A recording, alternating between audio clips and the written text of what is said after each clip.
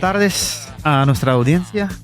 Bienvenido y gracias por acompañarnos en el segundo conversatorio de Pensar para Decidir. Un espacio creado para reflexionar sobre las habilidades indispensables para tomar decisiones más conscientes, estratégicas y sostenibles. Hoy, junto con mis acompañantes aquí, Ángel, Pablo y Omar,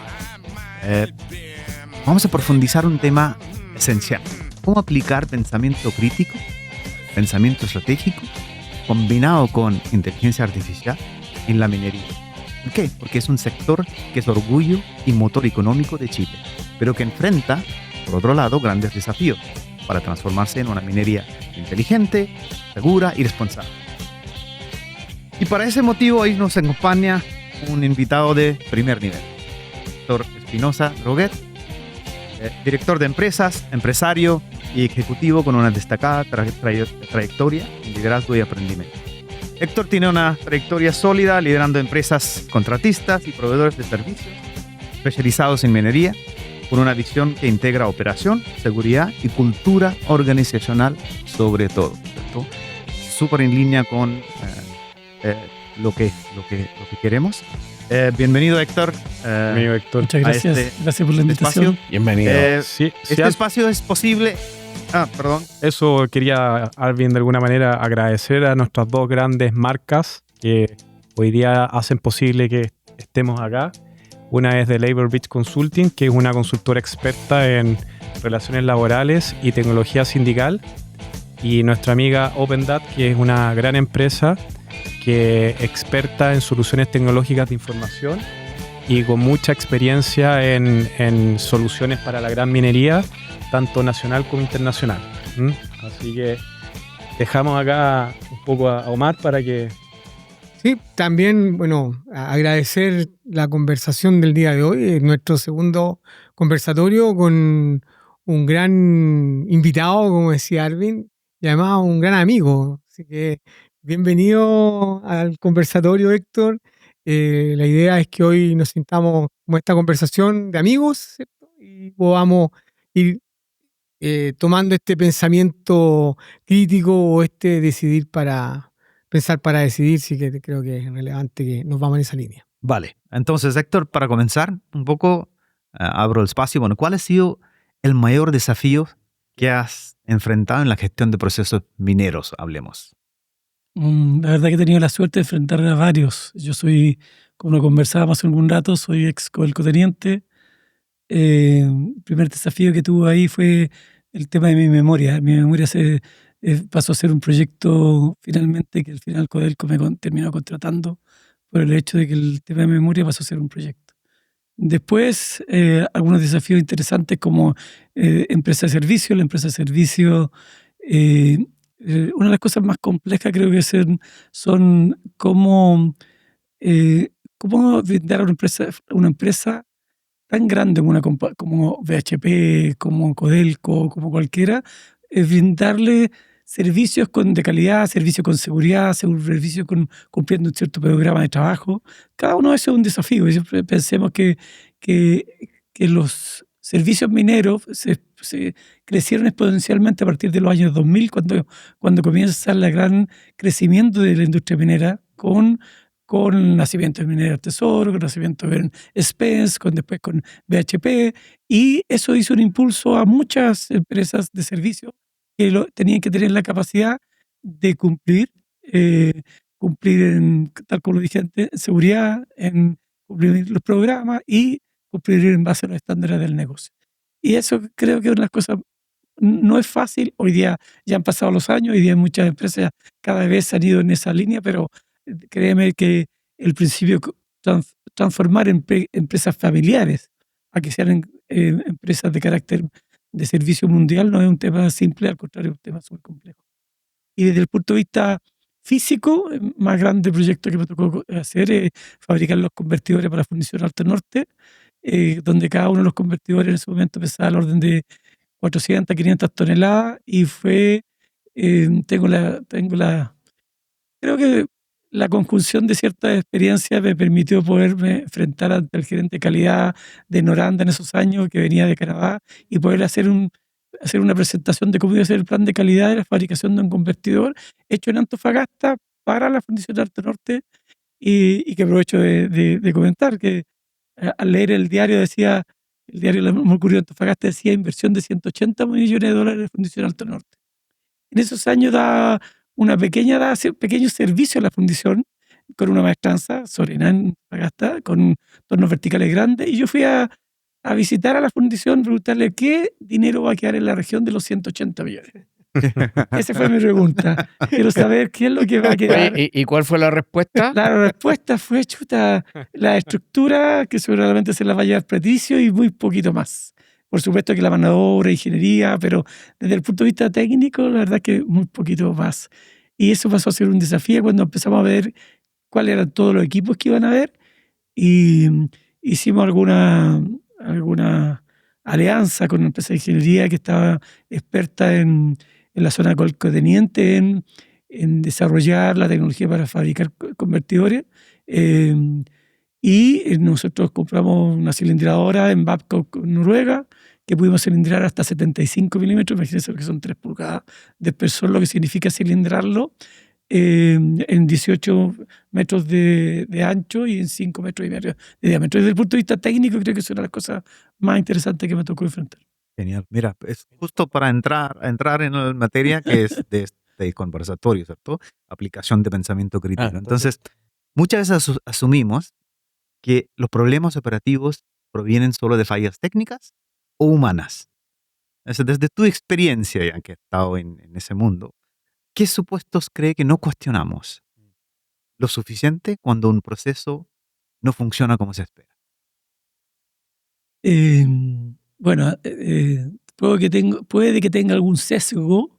Yo lo conversaba anteriormente, que primero soy ingeniero civil de la Santa María, segundo estudié en Japón procesos, y además tengo por un certificado de Asset Management. Entonces, cuando se habla de Asset Management, por ejemplo, se habla de que la pirámide de la calidad, de un proyecto, o lo que parte de la data, de la interpretación de la data. Con una muy buena interpretación de data, tú transformas en buenos proyectos, haces análisis.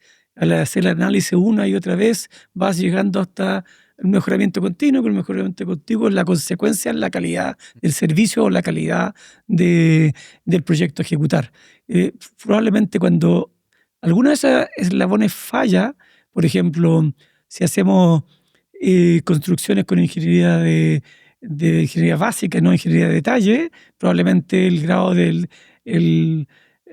lo disperso, el abanico que pudieses tener de cumplimiento del programa o cumplimiento del valle va a ser mucho más grande. De hecho, recuerdo, no sé si Glencore, uno de los gerentes de proyecto, que él tenía, casi era un cono, que mientras siga acercando a la ingeniería de detalle, variaba la aprobación más o menos 40% o 50% podía variar con solo ingeniería básica, a más o menos 15%, uno con ingeniería de detalle. Así que creo que mi respuesta es muy, como te decía antes. Y perdona, tú acabas de decir, tú partiste tu respuesta diciendo que tenías un sesgo.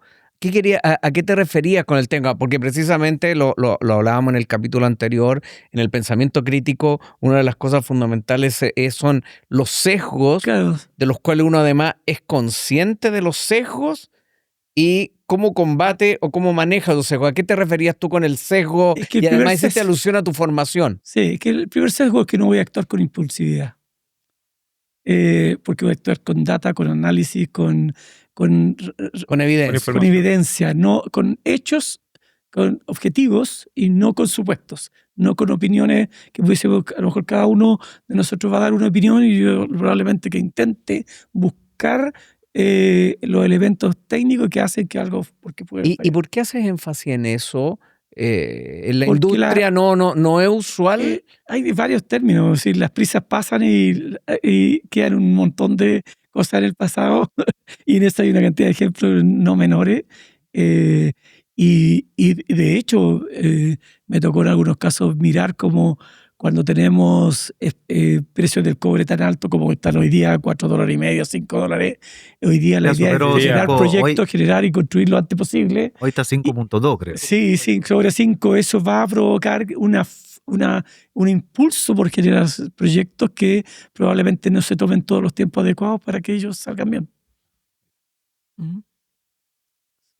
Ahí hablando un poco del pensamiento crítico, de lo que unía la semana pasada, creo que es importante hacer ver que, Héctor, desde lo contextual, de lo que conversábamos antes de venir al conversatorio, era que te llamó mucho la atención hablar desde el pensamiento crítico, pensamiento estratégico, el análisis de la data y poder cómo tener la narrativa para poder enfrentar un desafío o un problema en los negocios que te ha tocado vivir. Yo creo que eso es importante que también nos cuente un poquito.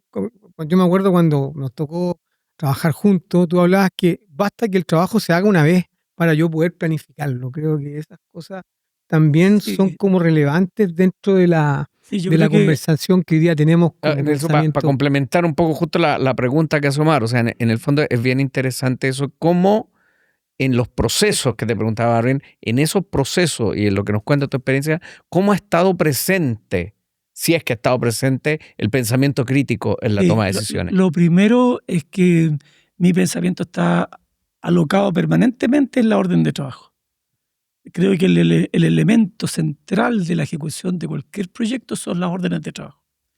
Tengo varias experiencias que puedo contar. Por ejemplo, un amigo que era jefe de mantención de la Esmeralda iba con una falla a la Esmeralda llegando al puerto de Yokohama y 3-4 días antes de llegar al puerto manda la alerta al puerto y le dicen que un motor Caterpillar de tal tipo venía con tal tipo de falla y la respuesta fue a las horas fue, oiga, ya usted llegue al momento de llegar, nosotros estimamos que nos vamos a demorar 25 horas y lo vamos a tomar en tal momento. Y la apertura de la orden de trabajo en ese mundo está dada a tal cabalidad que la orden de trabajo no solamente tiene el itemizado, sino que tiene las horas hombre, tiene la descripción de las horas máquina, tiene la descripción de los puntos de control o hold point, donde incorpora en la orden de trabajo el control de calidad, y llámese aquel punto de que si es controlado debidamente, sigue el paso siguiente del proceso. Bueno, te indiqué horas hombre, me faltó materiales, que era la otra columna. Son tres columnas, HH, materiales y equipo, y después se agrega la calidad y un tema relevante central que ha tenido un crecimiento exponencial, no solamente en la industria minera, sino que hoy día ya lo está teniendo en la industria de la construcción, es la conexión con protocolo de fatalidad, la seguridad. Cuando hacemos un análisis de la seguridad, desconectándonos de las órdenes de trabajo, solamente hablando de las normativas y no conectando a las personas, a los jefes de área, a los supervisores, su liderazgo debe ser vivo en la orden de trabajo. Y eso lo puede comentar Omar en detalle. Tenemos algunas experiencias súper interesantes de haber hecho script de preguntas, por ejemplo, supongamos que Omar tiene un grupo de trabajo hoy día en la faena, lo están llamando de un centro de control operacional de la empresa, lo llaman, le dicen, Omar, buen día, le estoy llamando a preguntar cuántas órdenes está ejecutando usted. Como ya tú tienes el programa diario por sistema, si él no te contesta que está ejecutando 4, sigue si no contesta 4, le dice, ok, vaya averiguo, lo llamo en 5 minutos. Si te contesta que está ejecutando 4, después le preguntas cuántas órdenes de trabajo son críticas, aquellas que tienen alguna protección con protocolo de fatalidad, SOT, por lo tanto le estás preguntando al supervisor directamente si la seguridad la está controlando. Esa es como, para mí, central en cualquier control de ejecución, sea cualquier industria, y en la aplicación se puede ver en industria. Me ha tocado incorporar la industria de transporte con el grupo Perrot, hoy día en empresas como la reparación de bomba hidráulica, y soy director de la empresa Prosil, donde nosotros estamos hoy día con una recurrencia, yo lo llamo práctica recurrente, al hecho que todos los días tanto Antofagasta como Quilpué están emitiendo las órdenes de trabajo del día y cuántas están conectadas con protocolo de fatalidad, por lo tanto son órdenes de trabajo críticas. Eso. Bueno, a ver, continuando con ese mismo tema, ¿no? Es el otro tema de pensamiento crítico. Cuando hablamos de decisiones estratégicas, ¿no? A ti te toca todos los días tomar decisiones, me imagino. Entonces, ¿cómo prioriza inversiones entre productividad, innovaciones, costos y seguridad? Porque son 4 variables súper relevantes. Bueno, primero hablemos de seguridad. Si es pilar estratégico de cualquier empresa, la seguridad no debiera tener, hoy día la seguridad es pilar fundamental. Okay. Y después los otros están, los pilares comúnmente para mí de una empresa, cualquier empresa debería ser seguridad, cumplimiento del programa cliente, ya sea interno o externo, y tercero el negocio, cumplimiento del negocio. Y en cumplimiento del negocio tú tienes un abanico, que en general hay distintas teorías, pero que hay 4, así como el primero están los ingresos, puede ser precio o cantidad, después está el control de costos, todo lo que son costos operacionales, después están los gastos de inversión que tú puedas tener y el resto son los stakeholders, que son los bancos, que son prácticamente yo los miro en 4 dimensiones. Héctor, tú que has estado siempre a vanguardia de las tecnologías, ¿no? Desde tu época que tú en Japón con el tema de Just in Time y en el mundo IA hoy día. Compártenos un poco tu visión. ¿Cómo ves esto hoy día? Sería interesante un poco cómo hoy día la inteligencia artificial se está aplicando o se podría aplicar un poco. Tú hablaste mucho el tema de la orden de trabajo. Para mí un orden de trabajo es información, data, que de alguna manera que finalmente uno puede ir tomando y en base a eso ir tomando decisiones al respecto. El tema de seguridad. Y en temas de seguridad, en temas desde el punto de vista también de transporte, tú hablaste del tema de que estás hoy día asesorando como director en empresas Perrot y que está liqueado a seguridad y un montón de otras cosas. Entonces, ¿cómo hoy día la inteligencia artificial hoy día tú piensas de que podría estar apoyando a todos estos procesos que nos has comentado? ¿Mm? Bueno, primero creo que faltan nexos, porque las empresas por sí solas no miran todavía la inteligencia artificial desde lejos, excepto en las que están teniendo productos masivos, productos que tienen que competir en el mercado y productos que yo me puedo apalancar con proveedores y a ellos a través de esa misma orden de trabajo que hablábamos delante y referido a la columna materiales, como me indexo aguas atrás con mis partners de que era aportar materiales. Ahí podría haber un espacio gigante para todo el tema de IA. Para la ejecución de la orden de trabajo todavía creo que hay un espacio que hay que recorrer nosotros del mundo técnico, los ingenieros, los constructores.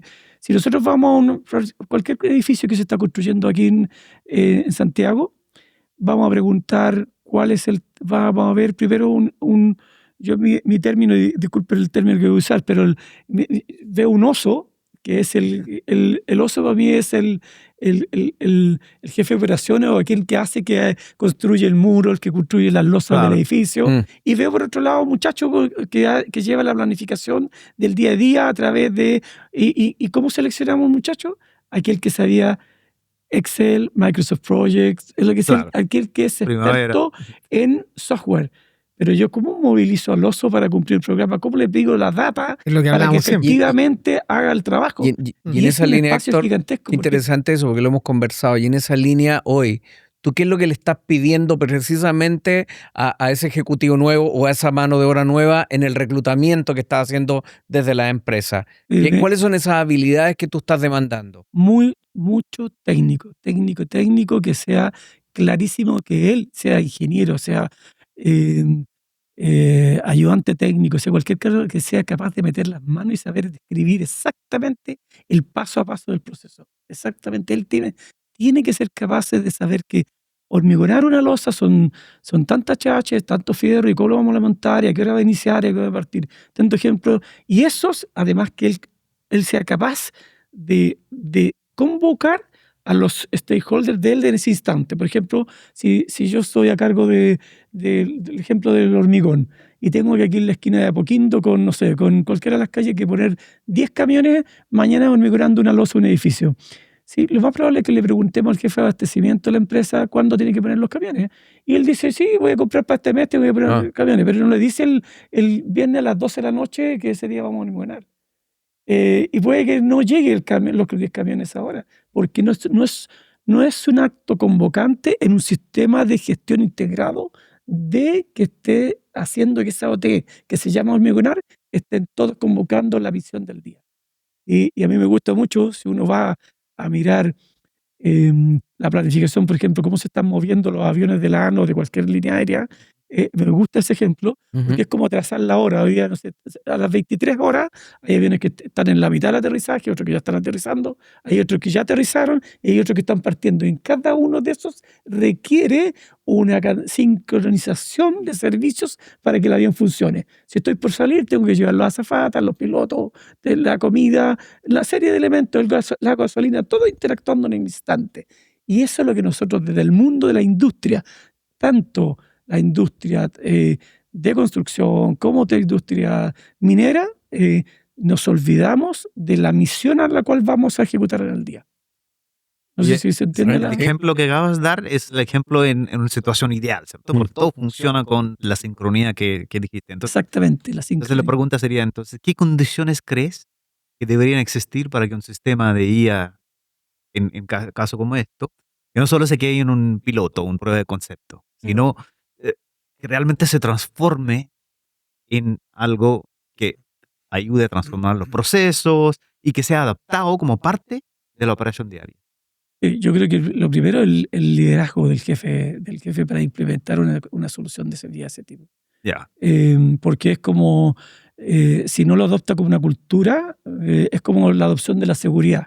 Si tú me preguntas, en una empresa de que hay seguridad, si la seguridad no es un hecho vivo. No es un proceso escrito. Escrito vivo, para que esté en la mano de las cosas. Que puede que estar, y de hecho siempre hay gente que me reclama, porque yo digo, a mí no me gusta mucho el proceso ISO, porque siento que la ISO está escrita ahí todos los manuales, pero no está en la OT. Yo voy a mirar la orden de trabajo. Y le pregunto, no, que me dice, no, que el procedimiento. Y el ejemplo más claro es el que tuve una vez, la rotopala de Ramiro Tomic. Me recuerdo que fui a ver el cambio del reductor de la rotopala, y entonces me acerco a ver el procedimiento. Y le pregunto un poco, porque el reductor es un trabajo gigante para hacerlo, tienes paralizada toda la mina, tienes paralizado todo el sistema de apilamiento, y le pregunto al supervisor del área, oye, ¿qué tolerancia, cómo lo vamos a instalar, qué tolerancia tiene? Para ir directamente, y me dice, no, está en el manual. Y empezamos a buscar el manual, y en realidad manual, y teníamos que ir al manual a buscarlo, y no está en los dedos. Y la industria, si ustedes lo ven, la industria de la medicina, cuando el cirujano hace estos bisturí, ¿le ponen bisturí o le ponen otra cosa? Ese es el ejemplo que... Qué buen ejemplo. O sea, efectivamente es cómo va integrando esa cultura también, y de cuestionar lo que siempre se ha hecho así, ¿por qué no lo podemos cuestionar más críticamente ante la evidencia que vamos viendo? Sí, tal cual. La cultura al manual, en definitiva. Déjame agregar algo. A mí me tocó vivir con Héctor muchas experiencias muy exitosas. Cuando hablábamos de los centros integrados ¿cierto? de información y los datos que teníamos de planificación, programación y ejecución.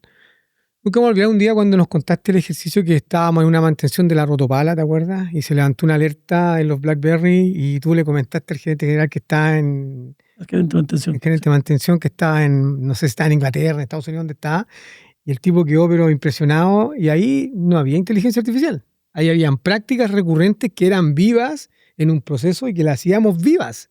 O sea, te das cuenta. Entonces, por eso, cuando no quise interrumpir darte la pregunta, la respuesta a la pregunta, pero creo que es relevante cuando tú instalas las prácticas que te dice Héctor. Imagínate lo que fue para ese gerente que era, no sé si nos contáis esa historia, porque tú la viviste, sí, claro. Tú llamaste al gerente, tú le dijiste, oye, tengo tal, te voy a parar la rotopala, porque si no vaya a parar toda la producción de la mina. Sí, lo que pasa es que imagínense el siguiente ejercicio. Tú estás a cargo de revisar, no sé, las turbinas de un avión LAN. Y vas a hacer un chequeo espectrométrico y encuentras alta temperatura. Y esa, ¿cómo declaras la alerta? En este caso era, ¿cómo declara la alerta? ¿Quién toma la alerta? Y fue lo que estaba diciendo Omar, que el inspector declara una alerta porque él ya tenía la obligatoriedad, porque en la cabeza de él se le metió a usted. Primero declara seguridad o te critica, seguro declara cumplimiento de programa. Cualquier cosa que altere el programa, usted declara la alerta, y después declaramos que terminamos con la mano arriba porque terminamos el programa del día que trabajamos. Y en ese ejemplo es va alguien y dice 78, 80 grados de temperatura, el rodamiento, alerta. Entonces, en ese instante, justo abro el BlackBerry en esa época, me llega la alerta, yo tomo el teléfono, estaba aterrizando en un avión, como dice Omar, estaba aterrizando en Filadelfia. Y llamo al gerente de mantención, le dije, pide la rotopala porque ya tienes 80 grados de temperatura.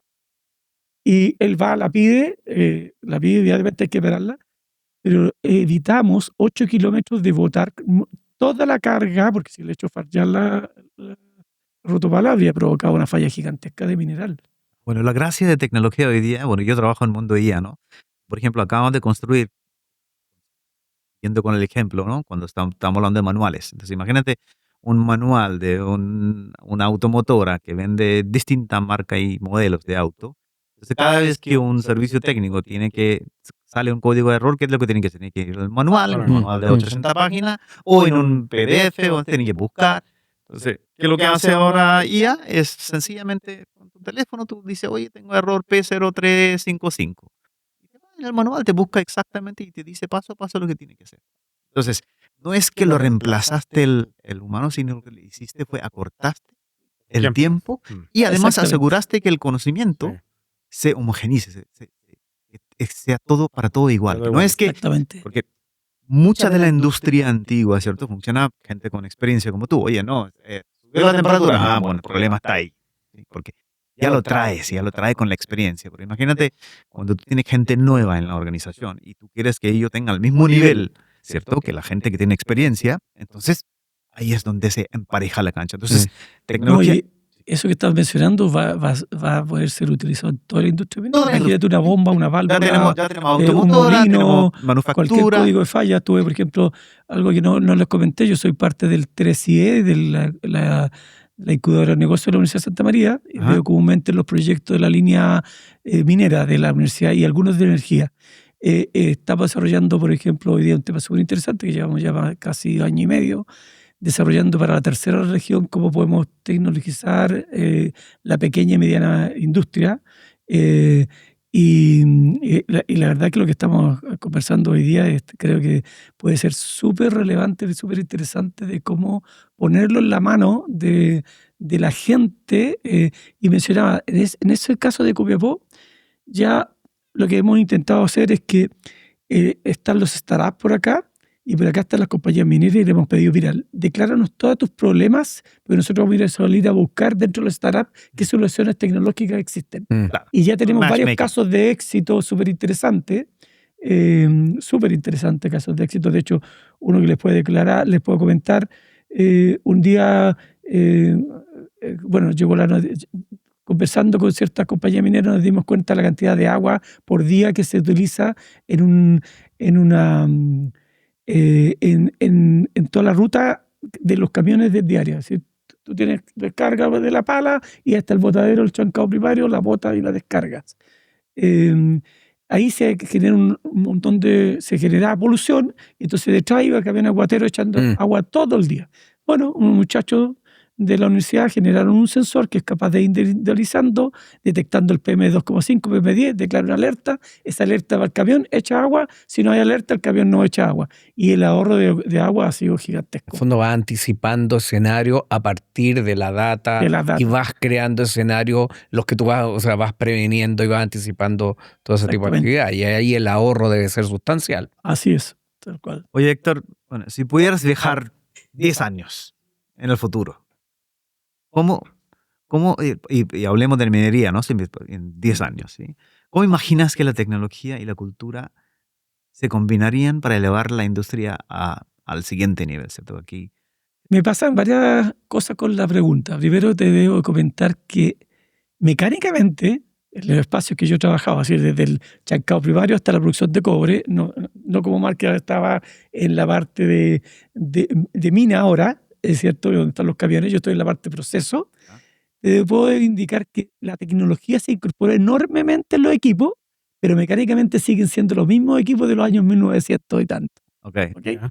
Por lo tanto, creo que la gran combinación mirando hacia adelante va a ser lo que estabas indicando: facilidad de análisis de fallas, facilidad de órdenes de trabajo en línea que me esté identificando, Ok. riesgo que me esté identificando en tiempo real, el cómo Imagínense un ratito la productividad, el tema de mantenimiento, se habla permanentemente de una empresa exitosa, anda al orden del 50% del tiempo, Ujú. pero imagínate que el caso del ejemplo del Victory le podamos poner para cada bomba, para cada negro, para cada molino, que el supervisor o el operador, perdón, el mecánico que va a ir a reparar, lleve exactamente las llaves Lo que que necesita. necesita. Entonces, si a esa OT le agregamos, que estábamos hablando, que le agregamos descripción del itemizado, le agregamos horas hombre, horas máquina, le agregamos materiales y le agregamos hold point, punto de control, la herramienta adecuada que tiene que ser, le comenzamos la productividad a Hay generar una enorme. maximización increíble. Exactamente. Y ahí hoy, y por eso esta conversa, y aquí dan la ganas de ponerse a hablar, porque llegamos al punto donde claramente es lo que buscamos. ¿Verdad? Nosotros pensábamos que con el pensamiento crítico, estratégico, ¿cierto? Todo este análisis de data, Data. la inteligencia artificial, más la experiencia que tú nos estás dando, se arma un producto que va a resolver los problemas de causa raíz en la vida. Va a sí, resolver gran parte, dentro de la pero pregunta, debemos agregarle data natural de la Correcto. minería, Eso digamos. es. Si ustedes van a Mantos Blancos, se van a encontrar con el World Index más grande del mundo y tiene un índice de dureza gigantesco. Si van, no sé, a Sewell, con el Todos tienen sus contribuyente, distintos... humedad distinta a la de Colón, etcétera. Entonces, Total. vamos un poco para a veces las expectativas no generarlas tan grandes, pero sí vamos a mejorar enormemente la eficiencia. Sí. Claro, que Eso- hay que eso irse es importante. adecuando a las realidades de cada entorno, en definitiva. Exactamente. Porque eso es, claro, tú a partir de la metodología, pero le vas metiendo la data particular del lugar y eso ya te va a generar Y claro. una respuesta. Al final te va generando respuestas de acuerdo a las necesidades únicas y a las especificidades de cada Y- industria. Y agregar algo más interesante aún, imagínate la capacitación de un personal nuevo. Claro. Imagínate cómo es para un muchacho que sale de técnico industrial, 18, 20 años, 20 años. cómo eres capaz de transformarlo en un gran técnico que puede ser capaz de reparar lo que sea. Y en eso creo que es Con súper ayuda importante. es la Con la combinación ayuda de de este tema. humanos con las máquinas. Al final, Exactamente. humano con la tecnología. Porque hoy día hablábamos del oso. Claro, el oso que hablaba es una persona que tiene mucha experiencia de cómo lo hormigonaba, cómo hacía algo, por su experiencia, no necesariamente por la capacitación que tuvo. Pero hoy día vamos a poder acortar esas brechas y poderla impulsar y hacer procesos de capacitación mucho Otro más ejemplo, ¿no? Acabamos de hacer un proyecto con mi equipo, donde una empresa de energía grande, ellos nos pasaron como 1,5 millones, lista de 1,5 millones de materiales, y otro lado una lista de educación técnica, porque no tiene no hay una asociación. Y logramos, al final de la cuenta, identificar casi 65% de los materiales que no tenían ubicación técnica con sencillamente técnicas de machine learning. Y eso es un gran paso, porque imagínate que tienen materiales guardados y no saben Claro. dónde sirven, para qué sirven. ¿Sí? años de operación. Es la años- maximización de la la toma de maximización. decisiones, en definitiva. Oye, Eso. podríamos seguir hablando porque el tiempo vuela aquí, ¿cierto? Así es. Yo tengo una Una pequeña última. pregunta. Yo siento de que hoy día la gran barrera que existe, sobre todo un poco preguntarle a Héctor de que está en directorio, es un poco hoy día de la adopción de las tecnologías, que hoy día es un tema cultural muchas veces, de que la gente que está hoy día tomando las decisiones, como hoy día que le cuesta un poco adoptar, sobre todo de que muchos de estos temas de inteligencia artificial, de tecnología, hay muchos temas también de investigación I+D, investigación y desarrollo. No sé si hoy día se está abriendo más hoy día los directores a invertir y de alguna manera y adoptar estas nuevas tecnologías que van pasando, porque muchas veces ciertos proyectos son prueba-error, y de alguna manera se va a ir tomando ciertos riesgos, pero de alguna manera yo hoy día no sé si en los directorios eso se está adoptando o no. Creo que todavía no del todo. No del todo. Sí, porque todavía parece lejana, parece parte de un proyecto de innovación, de un proceso, y creo que no necesariamente hoy día está en responsabilizar al directorio, sino que yo creo que hoy día, al mirar ya que tenemos inteligencia artificial en el celular, deberíamos comenzar a decir, oye, desde los jóvenes, ¿qué proyectos me presentas como para mejorar tu área de trabajo, y nadie en ningún directorio se va a penar cuando nacen las cosas desde la raíz de la empresa, generan mucho más valor que cuando vienen impulsadas de arriba. Por lo tanto, yo creo que es como compartido entre la enseñanza, la capacitación, entrenamiento, cómo capacitamos a los técnicos, cómo capacitamos a los ingenieros, cómo los ingenieros hoy día que salen al mercado vienen, no, este proceso lo diseño de esta otra forma. Creo que todavía me atrevería a responderlo solamente en ese aspecto. Oye, Héctor, entonces, bueno, finalmente, ¿no? ¿Qué consejo le darías a otros empresarios o directores o ejecutivos que van a escuchar ese conversatorio sobre cómo integrar tecnología, pero sin perder el criterio humano en su decisión? Yo creo que lo primero es que aperturen sus procesos. Aperturen hasta el más mínimo detalle sus procesos. El hecho de aperturar y no dejarlos alocados o instalados creo que el proceso es tan parte de la estrategia, valida la estrategia organizacional, hace más eficiente la empresa en la medida que conocemos cada detalle del proceso. No cajas negras que entra por aquí, algo que sale por acá, sino que cómo está, cómo se hace. Y esa es una respuesta que a veces queda como que fuese tema del gerente de operaciones de la empresa y no una cosa que es estratégico, porque ahí está el costo. Y nosotros somos la mayoría de la empresa, somos que tenemos que convertir en empresas controladoras de costos. Porque vivimos en un mundo súper competitivo donde prácticamente en todos los ejemplos, todos, yo miraba en un directorio hace pocos días de una empresa de transporte, los tiempos de espera para que te carguen el camión puede ser 1 hora o 3 horas. El tiempo de transporte desde aquí desde Granero hasta San Antonio para depositar en algo, hace 5 años te podías demorar 1 hora 20, ahora te puedes demorar 2 horas 50. Y así sucesivamente. Entonces, prácticamente, si no te transformas permanentemente en entender tus costos, no tienes muchas posibilidades de éxito. ¿Comentarios cierres? Sí, yo comentar algo ahí y que me hace mucho sentido con lo que hemos hablado desde el pensamiento crítico, desde el punto de vista cómo abordo los problemas.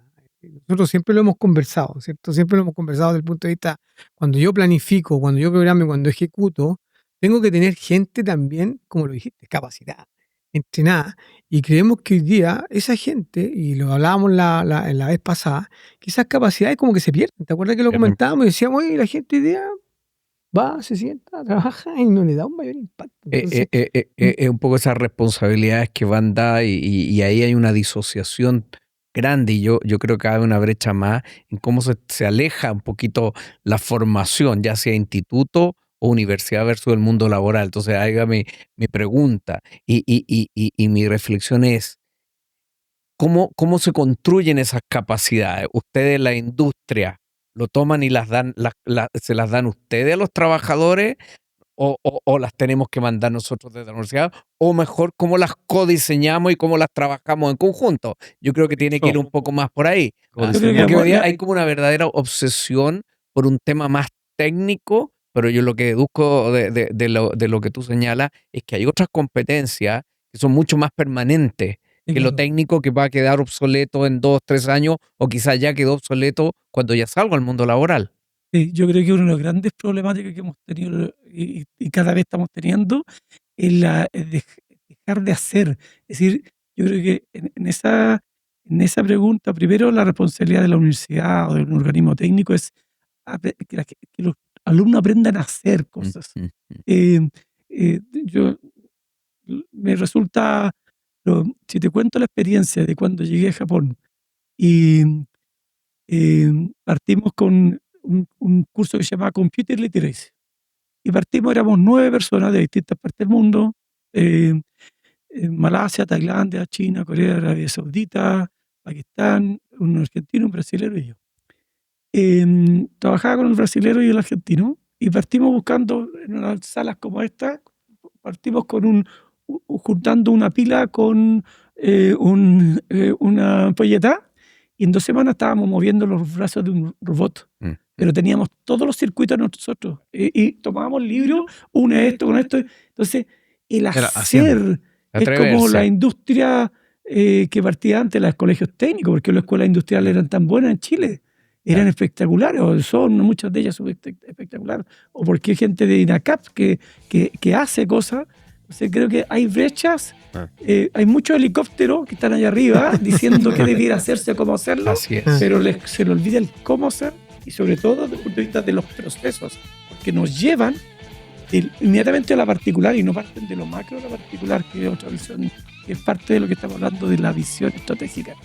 La visión estratégica tiene que ser parte del todo primero y después voy bajando a lo particular. Claro.